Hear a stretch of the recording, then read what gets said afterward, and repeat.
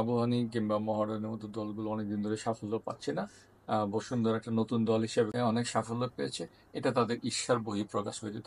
আবাহনী মোহামেডানের পক্ষ থেকে মানে ওরা একটা অভিযোগ আপনাদের বিরুদ্ধে এনেছে যে কিংস এরিনা নাকি তাদের কাছে অনিরাপদ মনে হয়, মানে আপনাদের বক্তব্যটা আমরা এখনো শুনিনি। তো এক্ষেত্রে আপনাদের কি মনে হয়? আমি মনে করি যে আবাহনী কিংবা মহারণের মতো দলগুলো অনেকদিন ধরে সাফল্য পাচ্ছে না। বসুন্ধরা একটা নতুন দল হিসেবে খুব স্বল্প সময়ের মধ্যেই অনেক সাফল্য পেয়েছে। এটা তাদের ঈর্ষার বহিঃপ্রকাশ হয়ে যেত, আর কিছু না। কারণ কিংস এরিনাতে যত কিছু দর্শক উত্তেজনা হবেই। কুমিল্লা বলেন, কুমিল্লাতে কিন্তু সেরকম ঘটনা ঘটেছে, সে একবার না বেশ কয়েকবার এরকম ঘটনা ঘটেছে, এবং তার তীব্রতা বসুন্ধরা এরিনার চেয়েও অনেক বেশি ছিল। ময়মনসিংহে একই ঘটনা ঘটেছে। তো এটা আমি যেটা বললাম, যে আমি মনে করি যে তাদের ঈর্ষার বহিঃপ্রকাশ ছাড়া আর কিছুই না। তবে আমি কিন্তু এতে কিছুটা ইতিবাচক দিক খুঁজে পাই। কারণ দর্শকদের মধ্যে একটা ফুটবলের প্রতি ভালোবাসা, একটা উন্মাদনা ফিরে আসছে, যেটা আমাদেরকে আমাদের অতীত ফুটবলকে মনে করিয়ে দেয়। এটা আমি এক দৃষ্টিতে ইতিবাচক হিসেবে দেখছি। রিসেন্টলি আপনি দেখেছেন এই বিষয়ে বারবার এসেছে যে সিন্ডিকেট এই শব্দটা আমার কাছে অপরিচিত নয়। তো যেহেতু বাংলাদেশ ফুটবল দলে বসুন্ধরা কিংসের অনেক ফুটবলার থাকেন এবং বাংলাদেশের বসুন্ধরা কিংসের যে মানে দাপটটা বাংলাদেশ লোকাল ফুটবলে, এই জিনিসটাকে আপনি কিভাবে দেখেন as a football Bangladesh football ফেডারেশনের ভাইস প্রেসিডেন্ট হিসাবে? যে প্রসঙ্গটা বা যে প্রশ্ন, সেটা এর মধ্যে অনেক, এটা নিয়ে অনেক কথাবার্তা হচ্ছে। তো আমি মনে করি যে সমর্থকরা হচ্ছে ফুটবলের প্রাণ। সমর্থকরা সমালোচনা করবে, সেই সমালোচনাটুকু আমরা যারা দায়িত্বে আছি তাদেরকে সেটা সাদরে গ্রহণ করতে হবে। কিন্তু একটা যেটা বিষয় হচ্ছে, সেটা হচ্ছে সেই সমালোচনাটুকু যেন যৌক্তিক হয়, এবং মিথ্যার অনুমানের উপর ভিত্তি করে যেন কোনো সমালোচনা হয়। কিন্তু বিগত দিনে যা কিছু ঘটেছে, আমার দৃষ্টিতে সেটা মনে হচ্ছে যে কিছুটা একপাক্ষিক, কিছুটা কারো প্ররোচনায় এই জিনিসগুলো হয়েছে। কারণ আহ বাংলাদেশ জাতীয় দল এর একাদশ গঠন, স্কোয়াড নির্বাচন কিংবা পুরো দল গঠনের প্রক্রিয়া কোচ ব্যতীত বাইরের কারো বিন্দুমাত্র হস্তক্ষেপের কোনো সুযোগ আছে বলে আমি মনে করি না।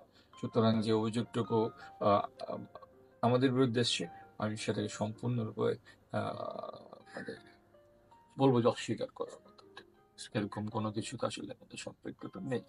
ইভেন কি আমি যদি যে বসুন্ধরা কিংসের প্রেসিডেন্ট হিসেবে বলি, আমরা বসুন্ধরা কিংসের নিজস্ব দল গঠন আমরা কোচের মতামতের ক্ষেত্রে কোনো রকম হস্তক্ষেপ করি না। আপনার কি মনে হয় যে বাংলাদেশে যে অরিজিন ফুটবলাররা আসছেন, with due respect, Hamza Chowdhury অনেক উচ্চমানের ফুটবলার, সমিত সোম অনেক উচ্চমানের ফুটবলার, বাট এটা বাংলাদেশের ফুটবলের লং টার্ম সাকসেসের জন্য মানে স্থায়ী সমাধান কিনা আপনার কি মনে হয়, যেহেতু আপনি একটা সাকসেসফুল ক্লাবের সঙ্গে involved? এই ক্ষেত্রে আমাদেরকে একটু চিন্তা ভাবনা খোরাক আছে আমাদের। কারণ সামি কিংবা হামজা কিংবা আরো যারা এই লেভেলের প্লেয়ার, তাদের অন্তর্ভুক্তিতে আমাদের জাতীয় দলে সাময়িক কিছু সাফল্য পাবে, এবং তাদেরকে হয়তো আমরা সবসময় জাতীয় দলে খেলাতেও পারবো না। হয়তো বিভিন্ন কারণে হয়তো তারা সবসময় আমাদেরকে সার্ভিসটুকু দিতে পারবে। এইখানে আমাদেরকে আসলে আমাদের যে দেশীয় প্লেয়ার, সেই ক্ষেত্রে আরো অধিক নজর দিতে হবে। এক্ষেত্রে আমি মনে করি যে আমাদের বাফুফের যেমন দায়িত্ব আছে, ঠিক তেমনি ভাবে ক্লাবগুলোর একটা দায়িত্ব আছে। আমাদের ক্লাবগুলোর উদাসীনতার কারণে আমরা কিন্তু ক্লাবগুলোতে আসলে বয়স ভিত্তিক দলের প্রতি খুব একটা নজর দিই না। এক্ষেত্রে ক্লাবগুলোকে এগিয়ে আসতে হবে। প্রত্যেকটা ক্লাবের অন্তত কয়েকটি করে বয়স ভিত্তিক দল থাকা উচিত বলে আমি মনে করি। যখন এই ক্লাবগুলো এদিকে নজর দিবে, আমি মনে করি যে আমাদের বংশোদ্ভূত প্লেয়ার না আসলেও আমাদের যে দেশীয় প্লেয়ার আছে, তারা কিন্তু আমাদেরকে ওই একই জায়গায় নিয়ে যেতে সক্ষম হবে। বাংলাদেশ অরিজিন যে ফুটবলার সবাই তো বাংলাদেশের ব্লাড বলে আসছে। তো তারা যখন আসছে, ধরেন এই মানের ফুটবলার যখন বাংলাদেশ ফুটবলে যুক্ত হবেন, তো বাংলাদেশের যারা এক্সিস্টিং ফুটবলার যারা আছেন, কেউ কেউ তো পজিশন হারাবেন। তো ঠিক আছে, এটা হেলদি কম্পিটিশন, কিন্তু তারা কি কতটা ইনসিকিউর ফিল করছে যেহেতু আপনি একটা শীর্ষস্থানীয় ক্লাবের সঙ্গে যুক্ত? না, আসলে মানে এ পর্যন্ত ধরেন হামজা, সামিট বা আরো যারা আসবে, খুব হাই প্রোফাইল যারা আছে, এদের ক্ষেত্রে তো আসলে আহ, এরা আসলে অনেক উঁচু মানের প্লেয়ার। জি। আর এর বাইরে অনেকে আহ, বংশোদ্ভূত কিন্তু যোগাযোগ করছে, তাদেরকে হয়তো আমাদেরকে ট্রায়ালে দেখতে হবে। তা আমি মনে করি যে এর ফলে তারা নিরাপত্তাহীনতায় ভুগবে না, বরঞ্চ নিজেদেরকে আর একটু বা উচ্চতা নিয়ে যাওয়ার জন্য সর্বাত্মক চেষ্টাটুকু করবে, যেন এই তীব্র প্রতিদ্বন্দ্বিতার মধ্যে সে নিজকে জাতীয় দলে দেখতে পায়।